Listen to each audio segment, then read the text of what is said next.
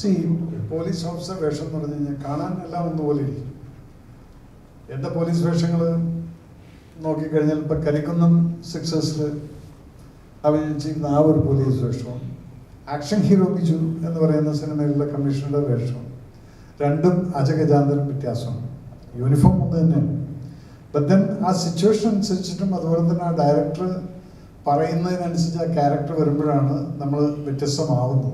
അപ്പം ഇതിനകത്തും അതുപോലെ തന്നെയാണ് ഒരു ഇൻവെസ്റ്റിഗേഷൻ നടത്തുന്ന സമയത്ത് ഉണ്ടാകുന്ന എൻതൂസിയാസവും അതിനെ പിടിച്ചു പോകുന്ന ആ ഒരു പോലീസ് ഓഫീസർ. അപ്പം എനിക്കത് ചെയ്ത സമയത്ത് yes I found story interesting.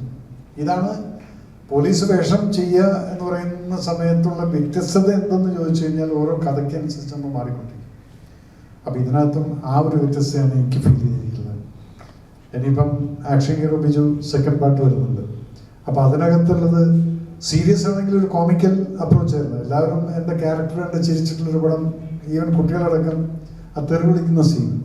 അപ്പം അതെന്താണ്, ഒരു പോലീസ് ഓഫീസർ അങ്ങനെ ചെയ്യാമോ ഇല്ലേ, അതിനകത്തുള്ള വിരോധാഭാസങ്ങൾ എല്ലാം ആ ക്യാരക്ടറിലുണ്ട്. പക്ഷെ ബാക്കി പല സീക്വൻസുകളും നോക്കിക്കഴിഞ്ഞാൽ വളരെ സീരിയസ് ആയിരിക്കും.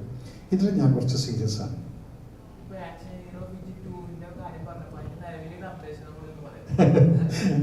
അത് ഷൈൻ ഓൾറെഡി കഥയെല്ലാം ഓൾറെഡി കംപ്ലീറ്റ് ചെയ്തിരിക്കുന്നു.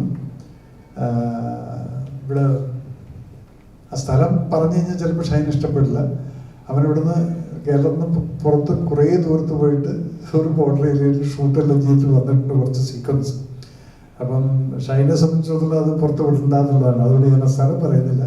പക്ഷെ കാര്യങ്ങൾ നടക്കുന്നുണ്ട്. പക്ഷെ ഷൈൻ പെട്ടെന്ന് ഒരു പടം ചെയ്യുന്നുണ്ട്. അതുകൊണ്ട് നിവിൻ പോളിൻ്റെയും ഡേറ്റും കൂടെ ഒന്നും മാറിയിരിക്കുന്നു. ബിക്കോസ് ഹീസ് ഡൂയിങ് ഇപ്പം ലിസ്റ്റിൻ്റെ പടം ചെയ്യുന്നുണ്ട്. എൻ്റെ അസിസ്റ്റൻ്റാണ് അത് ഡയറക്റ്റ് ചെയ്യുന്നത്. അപ്പം ആ പടത്തിനത് ഫസ്റ്റ് ഷെഡ്യൂൾ ചെറുതായിട്ട്. നോർമലി കുറച്ചുമ്പോ പറഞ്ഞല്ലോ ചെറിയ പടങ്ങൾ അംഗീകരിക്കപ്പെടേണ്ടതാണ്, ശ്രദ്ധിക്കപ്പെടേണ്ടതാണ്. പക്ഷെ പലപ്പോഴും സിനിമകളിൽ പറഞ്ഞ പോലെ താരങ്ങളുടെ മൂല്യങ്ങൾ വെച്ചിട്ടാണ് സിനിമകൾ ഡിസൈഡ് ചെയ്യപ്പെടുന്നത്. കാരണം ഒരു പ്രൊഡ്യൂസറുടെ അടുത്ത് കഥയുമായിട്ട് ചെന്ന് കഴിഞ്ഞാൽ ഇന്ന താരത്തിന്റെ ഡേറ്റ് ഉണ്ടോ എന്ന് നോക്കാം എന്ന് പറയുന്ന ഒരു സിറ്റുവേഷൻ ഇപ്പൊ മലയാള സിനിമയ്ക്ക് ഫേസ് ചെയ്യുന്നുണ്ട്. അനിയൻ ചോദിച്ച ചോദ്യം വളരെ പ്രസക്തിയുള്ളതാണ്. ഞാനടക്കം ഇന്ന് എനിക്കിപ്പം ഒരു പടം ചെയ്യണമെങ്കിൽ ഏതൊരു ആർട്ടിസ്റ്റ് അടുത്തും പോവാം, പറയാം. ബട്ട് ദെൻ ഈ ചോദിച്ചൊരു ചോദ്യത്തിന് പ്രസക്തിയുണ്ട്. ബിക്കോസ് പ്രൊഡ്യൂസേഴ്സ് ആദ്യം ചോദിക്കുന്നത് ഇത് തന്നെ ഇരിക്കും, ഇതെങ്ങനെ എനിക്ക് വിൽക്കാൻ പറ്റുമോ. പക്ഷെ അവിടെ റിസ്ക് എടുക്കുന്ന ചില പ്രൊഡ്യൂസേഴ്സിനെ ഞാൻ കണ്ടിട്ടുണ്ട്.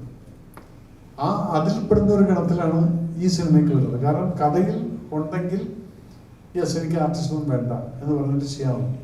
അപ്പം ഞാനും ഒരു പടം ഇതുപോലെ തന്നെ ന്യൂ കമേഴ്സിനെ വെച്ച് ചെയ്യാൻ പ്ലാൻ ചെയ്തുകൊണ്ടിരിക്കുകയാണ്.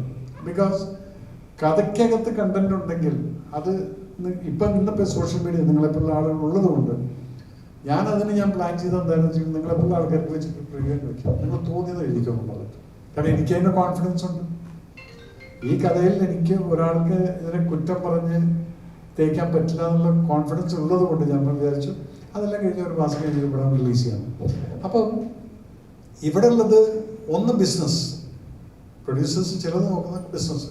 എനിക്ക് അവിടെ നിന്നെല്ലാം കാശ് കിട്ടിയിട്ട് അത് സേഫ് ആയിരിക്കണം. ഞാൻ ഒരു സിനിമ പേര് പറയുന്നില്ല, മോഹൻലാലിനെ വെച്ചിട്ട് ചെയ്യുന്നൊരു പടമായിരുന്നു. പിന്നീട് ഞാനും ലാലിനും കൂടെ ഒരു ഡിസ്കഷൻ നടത്തി. ഞാൻ പറഞ്ഞു, എൻ്റെ അടുത്ത് ഒരു ദിവസം രാത്രി വിളിച്ചു വെച്ചാണ് ഈ ക്യാരക്ടർ എൻ്റെ ഏജിന് ഇതിന് മാച്ച് ആവുമെന്ന് വെച്ചപ്പോൾ ഞാൻ പറയും എനിക്കുണ്ട്, ഞാൻ പിന്നെ കുറച്ച് സ്വാർത്ഥനായി പോയതാണ്, അത് നമുക്ക് ചെറുപ്പക്കാരെ വെച്ച് ചെയ്യാം.